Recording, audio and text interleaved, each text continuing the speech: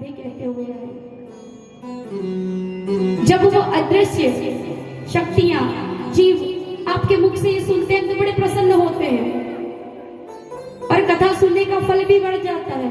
तो सबसे पहले आप एक दूसरे को जय श्री कृष्णा कहें, राधे राधे कहें, उसके बाद हम यहाँ से कथा में आगे बढ़ेंगे।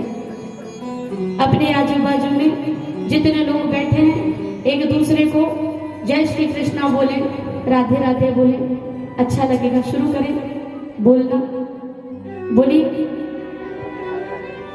आप लोग भी बोलिए राधे राधे। आइए मेरे साथ बोलिए, जय जय श्री राधे, जय जय श्री राधे, जय जय श्री राधे। क्योंकि ये वो कथा अमृत है, इसकी बड़ी महिमा है। देवताओं का जो अमृत है वो समय के साथ फीका पड़ जाता है, और जो ये कथा अमृत है ना, ये नित्य इसकी महिमा बढ़ती चली जाती है। इसलिए देव बड़े बुद्धिमान हैं, वे बिना मतलब के कोई काम नहीं करते। जिस अमृत के लिए दैत्य और देवताओं का महासंग्राम हुआ है, उस अमृत को ऐसे ही लाकर दे देंगे कि आप इन्हें पिला दीजिए। बताइए भला, पिला देंगे? कोई कहेंगे कि आप लेकर के पिला दीजिए।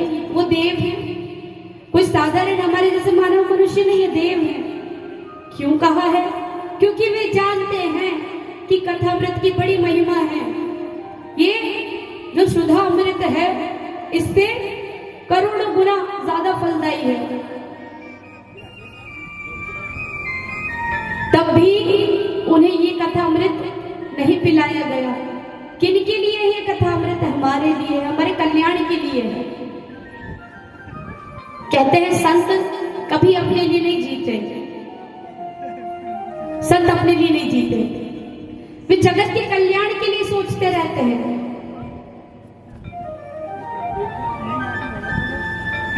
और आप सभी जानते हैं कि नारद जी की प्रेरणा से इस कथा को आप और हम सुन पा रहे हैं, जो 24 घंटे बस एक ही नाम का रटन लगाए रखते हैं, नारायण नारायण नारायण नारायण। उनकी प्रेरणा से इतने पुराणों को लिखने के बाद भी बाबा शांत नहीं थे। बाबा को लगता था कि ना जाने अभी क्या कमी, जगत का कल्याण कैसे होगा। तब ये कथा अमृत जो हम सुन पा रहे हैं नारद जी की प्रेरणा से, और उसमें भी हम क्या सुन रहे हैं? सार। अगर हम आपको कह दें, देखिए जो बुद्धिजीवी हैं, जो विद्वान हैं, वे जानते हैं कि मेन हमें कथा सुननी है। और कथा में भी क्या सुनना है? कथा का सार सुनना है। कथा तो सभी सुनते हैं, अगर कथा ही सब कुछ होती तो हम धर्म शास्त्रों को पढ़ लेते। पर हमारे सामने समस्या ये है कि हमारे पास इतना वक्त नहीं है। हर काम के लिए वक्त है हमारे पास, पर धर्म शास्त्रों का अध्ययन करने के लिए समय नहीं है।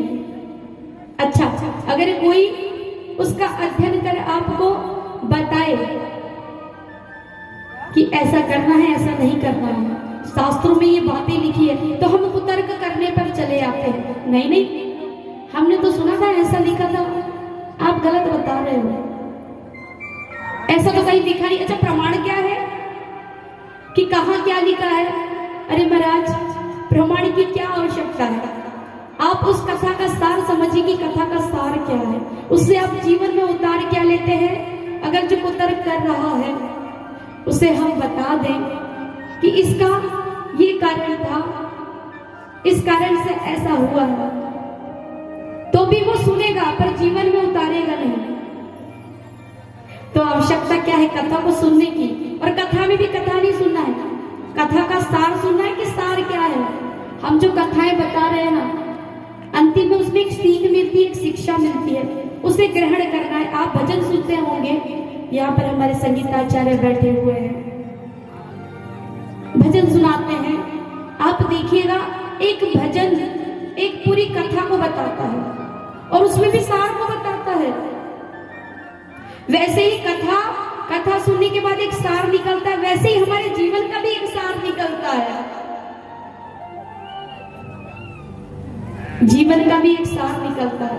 अगर उस जीवन का सार ना निकले तो वो जीवन तो बेकार है। तो आइए, ज्यादा ज्ञान की बातें, कलयुग का प्रभाव है, समझ में नहीं आती। इसलिए एक कथा प्रवक्ता होने के नाते मैं आपको वही बताऊंगी जो आप समझ पाए। अगर हमारे समझाने पर आपको अगर कथा समझ में ना आए तो हमारा समझाना बेकार है और आपका यहाँ आना भी व्यर्थ है। तो आइए, बड़े ऐसे सरल शब्दों में जिससे आप कथा को समझ पाए, कथा के सार को समझ पाए, उस और चलते हैं। अच्छा, कुछ तो कथा में इसलिए आते हैं कि चलिए, हमने सुना कथा में नींद बड़ी अच्छी आती है महाराज, तो चलते हैं, कहीं खंबा ढूंढ के टिक्के बैठ जाएंगे और थोड़ी देर बाद लग गई समाधि। किसी ने उठाया, उठो कथा चल रही है। अरे तुमने उठा दिया, बस भगवान के दर्शन ही होने वाले थे, तुमने उठा दिया, भगवान के दर्शन रह गए, अब भले नींद आ रही जबकि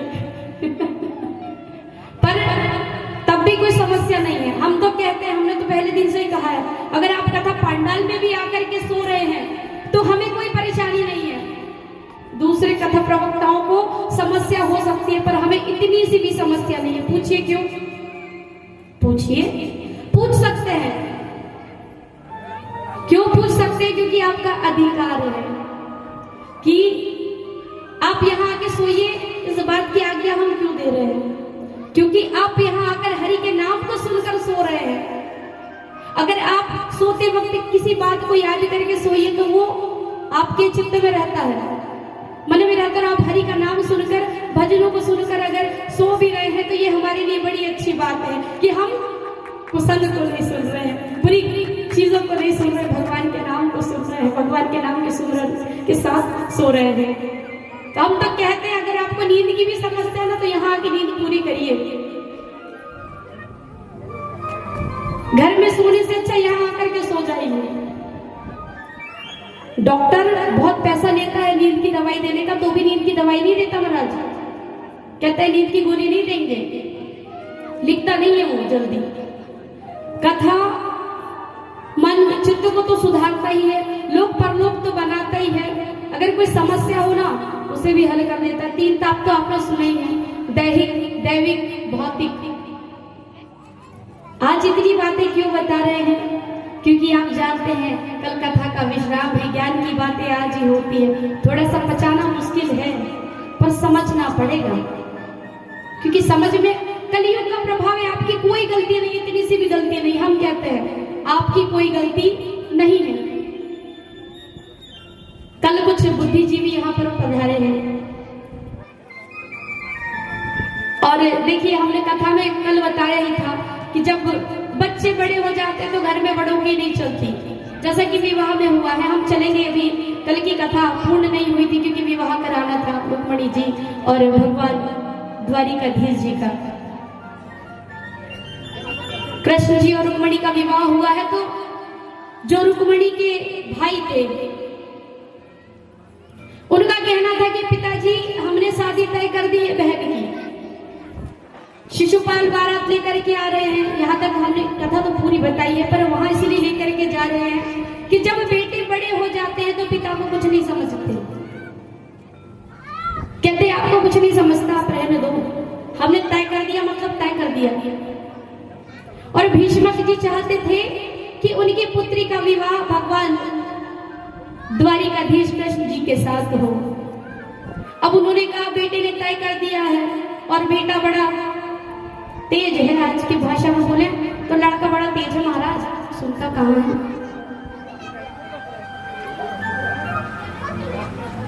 सुखदेव जी का भी ऐसा ही था। भगवान जी से वरदान लिया बाबा भोलेनाथ से कि आपकी माया को रोक दो, मैं तो आ जाऊंगा, मैं आ जाऊंगा, मैं बाहर आ रहा हूं, पर आपको आपकी माया को रोकना पड़ेगा। वचन दीजिए। वचन दिया है और आते ही भाग रहे हैं। माता चिल्ला रही है, पिताजी चिल्ला रहे हैं, रुक जाओ, कहां जा रहे हो, रुक जाओ। नहीं रुक रहे महाराज। क्यों नहीं रुक रहे हैं?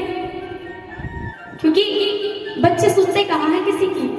भगवान हम सभी तो जानते हैं, व्यास जी महाराज कह रहे बेटा रुक जाओ, माता चिल्ला रही है, कहाँ जा रहे हो, कहाँ जा रहे हो। तो ये उस समय की बात है, बच्चे नहीं सुनते। वो तो तब के बच्चे थे, वो नहीं सुन रहे, तो आज के बच्चे कहाँ सुनेंगे। तब के बच्चे नहीं सुन रहे थे। पर फर्क कितना है, फर्क कितना है कि वो उस शुद्ध चेतना को जानते हैं, और आज के बच्चे उस वेदना में फंस के रह गए कि उस चेतना के पास जाना ही नहीं चाहते हैं, फंस गए हैं। निकालना किनका धर्म है, हमारा और आपका। आप कहते होंगे कि हम तो चाहते हैं बच्चे अच्छे बने, अच्छी अच्छी चीजें सुने, अच्छी अच्छी बातों को ग्रहण करें। हम क्यों चाहेंगे कि हमारे बच्चे गलत हो। तो माफ कीजिएगा, आप ज्ञान मत के साथ उम्र मत में और बहुत सारी चीजों में मुझसे बड़े हैं, पर गलती कभी कभी आपसे भी हो जाती है।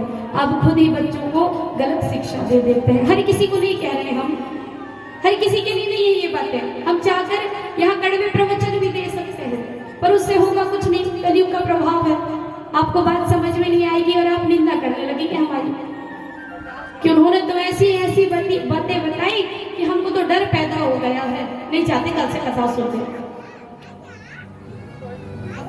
तो अब हमारा धर्म ये होता है, दायित्व ये होता है कि आपको आपके तरीके से बताकर समझाकर उस चीज को करने से रोकना है, जिससे हमारी आने वाली पीढ़ी बर्बाद हो रही है। आबाद नहीं हो रही, बर्बाद हो रही है। झूठ बोलना आप सिखाते हैं, गलत व्यवहार करना आप सिखाते हैं, और कहते हैं कि गलती हमारे बच्चे की नहीं थी, आपकी गलती नहीं थी। जब बच्चा छोटा होता है, कच्ची मिट्टी के समान